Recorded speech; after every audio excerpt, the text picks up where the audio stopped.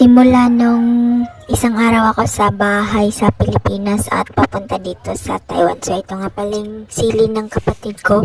At ito na yung last namin na banding ng, hindi naman last, yung last na, kasi alis na nga ako, last na banding namin ni Lapia, si Samsam at ni Lorina, ito si Samsam.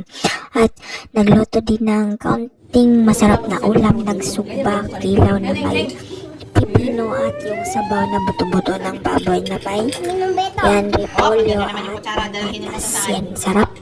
Sarap ng kain pag sugba talaga. Tapos may ganyan, no?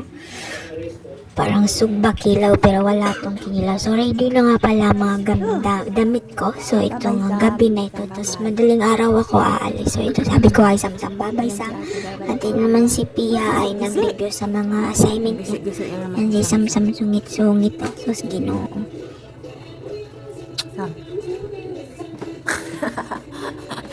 Pamangkin ko yan, mga malapit sa puso ko. Ito naman si Manny Renante. So, na-upload ko na nga pala to. Tapos kaso walang video yun.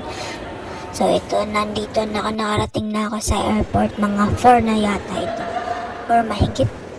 Hindi. Mga 5 na pala ito. So, ito. Sa Terminal 1 pala ito, guys. So, medyo maganda yung terminal nila kasi 1 international. So, ayan. Yung immigration. So, nakapasok na nga pala ako. Pumila na ako sa immigration. Ayan yung boarding pass ko. So, napakaraming tao dito na pila sa immigration. Ang bagal ng transaction. Kaunti lang yung tao. Tapos ito naman, yan yung immigration. Yun, nagkalapit na ako nito.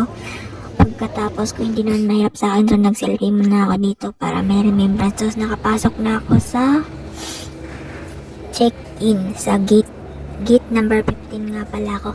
Ang ganda kasi naka-carpet sila lahat. Ang ganda talaga pag Terminal 1 at International kasi pag dun ka sa 3 at 4 ay pangit yung terminal nila pag domestic lang. So yan, nandito na ako sa gate 15. Ayan. So habang nakaupo ako, so malungkot pala na aalis na tayo sa Pilipinas. Maiyak ka talaga yung maiisip mo yung mga kasama mo dati. Kasama mo ng mga ilang araw or hindi araw, buwan, malulungkot ka talaga. So nakapasok na nga pala kami sa airplane, ng ganda. Pag dito kasi sa unahan, mga VIP ito. Kaya doon kami sa likod. China Airlines nga pala ito. Ang ganda nila. First time ko yata sumakay ng China Airlines. Parang first time kasi nung una kong punta ay iba yung nasakyan ko. So first time ko itong nasakyan. Ang ganda. Kasi may touchscreen pag umupo ka. So ito yung lunch ko. Ang sarap. So nakarating na nga pala ako sa Taipei Airport na nga pala ito. Nandito na ako. So ayan. Wala namang masyadong katanungan at kukunin ko na yung luggage ko, yung mga bagahe ko, inaantay ko. Ang daming tao kasi lahat ng international line nagsidatingan din. So ayan.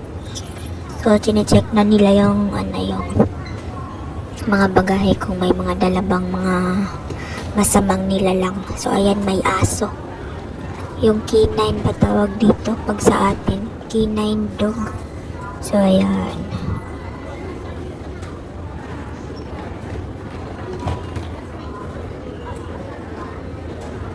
At ayan, nagkita na kami. Nagsinundo. Ito yung airport nila sa Taipei.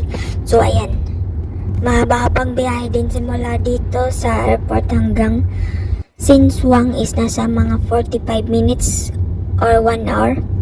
Kung mag MRT or LRT ka 45 minutes, pero nasa 1 hour na din, ilagay na natin ng 1 hour.